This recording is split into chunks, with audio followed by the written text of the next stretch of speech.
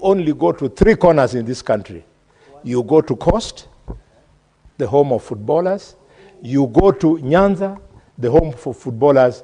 Then you come to the home of the Hallelujah Football Club, the home of soccer.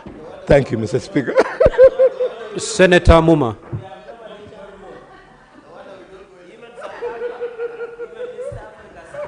Thank you, Honorable Speaker, for the opportunity to comment on the statements. I begin with a statement by Senator Hamida. Honorable Speaker, Monday was the World Midwives Day, and yesterday was the World Mental Health Day for mothers, and I would like to commend her for raising these issues over and over again. Honorable Speaker, mental health for mothers who have delivered is a crucial issue, is very urgent because most of the mothers include adolescent mothers who are vulnerable, who do not have resources to, on their own, seek mental health. And I would want to ask that the resolutions made in this House should not be taken as empty talk. It is something that we receive comments, we receive petitions from those who are affected. We have seen it when we go in the field, and we would like government to take this issue seriously, especially now that the SHA formulation is in the infancy and is coming up, when we must provide the care for these mothers. Honorable Speaker, I would also like to make comment on the statement by Senator Omtata. Honorable Speaker, I come from the sugar belt, and I think the small-scale farmer in Western Kenya, that is Nyanza, the western part of Rift Valley, and Western Kenya are actually tired of the ping-pong around the laws and the policies relating to sugarcane milling and sugarcane farming. Mr. Speaker, I wish the small-scale farmers would be listening to me. I wish for the day when we can elect a day when we will ban all the sugarcane, burn it to the ground, so that we can get back to the drawing board to discuss how the sugar industry in Kenya can be structured in a manner that is going to be useful to the farmers. The manner in which it is currently structured is destructive, is not useful to small-scale farmers, and I support the statement by Governor Anyang' Nyong'o. We need to go back to the drawing board to ensure that we are able to follow the correct procedures to ensure that the most vulnerable, especially the small-scale farmer, is catered for when we are designing these programs, including the poisoning that is happening by the sugar. Senator Gloria.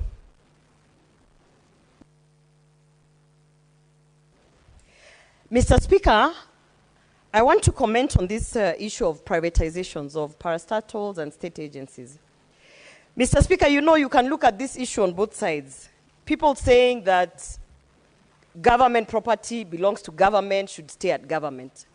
But Mr. Speaker, we know if it is not helping the people, then there's no point. Just here across Parliament, we have KICC. KICC, if it's supposed to operate at its, best profitable days, we are supposed to be having conferences in and out. But we know, and we have to be honest to ourselves, that the culture that we have in these parastatals and state agencies is that, because it is a government facility, we don't need to push sales, we don't need to do this, we don't need to do that. So just having a state agency belonging to government and saying that we are proud because it's government, it stays with government, and it does not really benefit the people. So what are we doing? What are we doing? All these issues of privatization have only been brought about because these state agencies are actually not performing the way they're supposed to perform. So the conversation that we should have is not whether this belongs to the people, someone gave land to the government. Okay, let them be compensated so that now we can make sure that the state agencies are there to benefit the people of that community. Mr. Speaker, it pains me that every time we debate, we want to localize the issue. Okay, yes, politics is local, but economics is about profits. So if a state agency or an institution is not bringing any profits to the people of that community, then we have to have the hard conversation, and the hard conversation is that we need to do something, and if that means that we need to privatize it, let us talk about the parameters of how we are going to privatize the agency. Otherwise, coming here and fighting and say, don't do this, don't sell this particular, that's fine. But what are we going to do to ensure that all these state agencies, be it the sugar companies, be it, as I said, agencies such as the KICC, be it, you know, whatever state agency that is there, let us have a conversation, an honest conversation on how those state agencies are profitable and how they are actually benefiting the people of that community. Thank you, Mr. Speaker. Next order.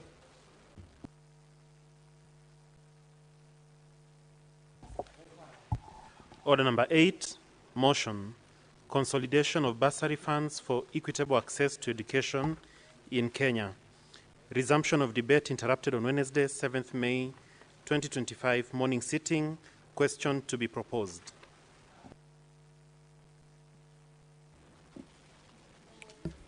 Honorable Senators, take your seat. I need to propose the question.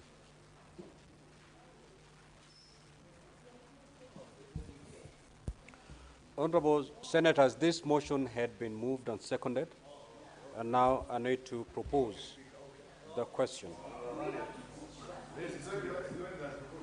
Now, Honorable Senators, there's a difference between proposing the question and putting the question. So I will propose the question, that aware that pursuant to Article 53 of the Constitution, every child in Kenya is entitled to free and compulsory basic education, and the Basic Education Act provides the basic education should be guided by principles such as equitable access to all youth and equal access to education or institutions.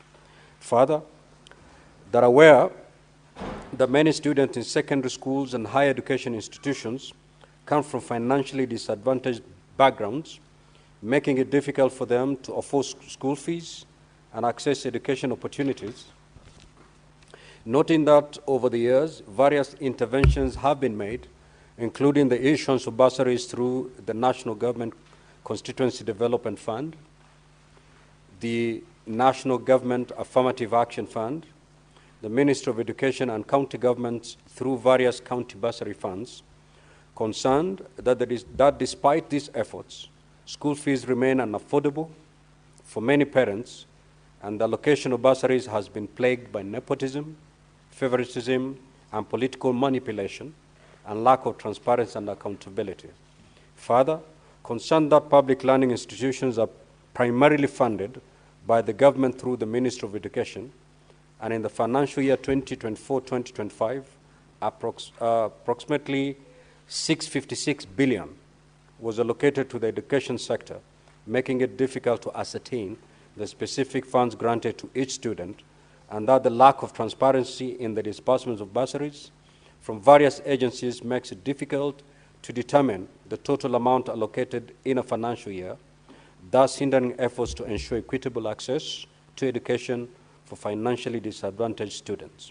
Now, therefore, the Senate urges the Ministry of Education to do the following. 1, audit the funds allocated to bursaries by both the national government and the county governments. 2, consolidate the funds distributed by various government entities and agencies with the aim of directing these funds directly to schools as supplementary capitation to facilitate the achievement of free secondary education. And 3, calculate the cost of education per learner and make this information public for primary, secondary, and tertiary institutions, including a detailed background of the annual financial requirements for each student across the county. Now the floor is open for debate. Senator Fernandez.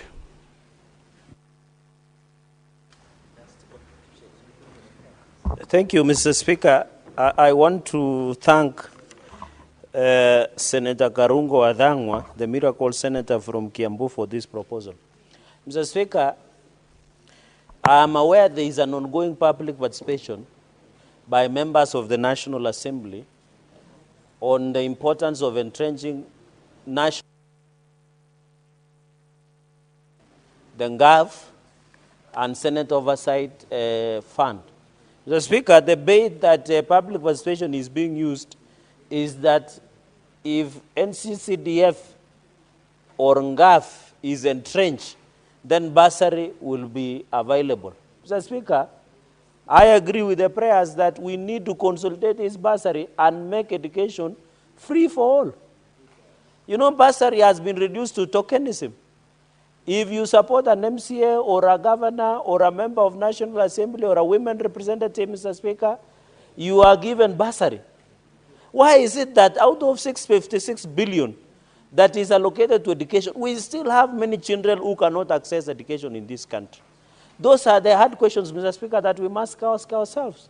And that is why it is important that we need to consolidate all bursary, direct all national government administration officials to ensure 100% transition rate, Mr. Speaker, for our children in secondary schools, in primary schools, now that CPC has been changed to CBE, called a curriculum-based education, Mr. Speaker, so that everybody can access education in this country, Mr. Speaker. Therefore, this issue of bursary has been reduced and weaponized for campaign political tool, where members of National Assembly, NGAV, and governors are using it. In fact, Mr. Speaker, are you aware governors nowadays, and I don't know, Mr. Speaker, during your era whether this was possible, and when Senator Robert, where they want to use bursary as one of the key development achievements. While I agree human development capital is very critical, Mr. Speaker, it should not be the only yardstick that members of Council of Governors, the governors, members of National Assembly and the government, Mr. Speaker. In my own opinion, I am surprised there is a public participation to entrench. This is making education costly, Mr. Speaker.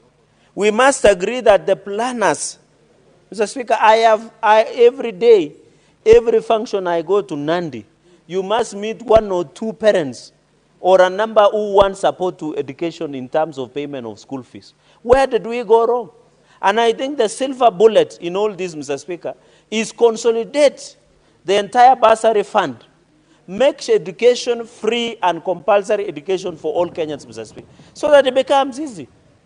And that is why even I saw some people saying Senate need oversight. And then we will, Mr. Speaker, we might end up being paid representation fund, legislation fund, oversight fund, Mr. Speaker. And I want to challenge members of National Assembly, because I have seen a commentary by one of the legal minds, and I was sitting with one of the senior legal minds today during power lunch break, Mr. Speaker. And we are asking ourselves the questions Kenyans are asking. Why would you want to oversight yourself? Muganga ajigangi, allow the indulgence so that I can drive the point home and hot, Mr. Speaker, is that even in my local language, sorry, Mr. Speaker, for mixing both languages, is that Mkinyosi ajinyoi. Ababa cannot shave his own head. So I'm challenging, Mr. Speaker, I'm challenging members of National Assembly that if you want to manage funds, run for 2 offices. You either run for president or run for governor. Why do you want to have your cake and eat it? Even as a Senate, there is no day we have sat and we say we want Senate Oversight Fund. In my own opinion, that fund should be given to counties or the president. Then we do our work as oversight. Mr. Speaker, for the first time, I'm in support with raila Odinga, Papa Podbeg. Mr. Speaker, because the work of member of National Assembly and the Senate is to legislate, oversight, representation, and budget making, Mr. Speaker. Mr. Speaker, I don't know, you need to know whether Senator Ed has bought shoes, because the last time there were people without shoes in Migori, Mr. Speaker. Mr. Speaker, what I'm saying, Mr. Speaker,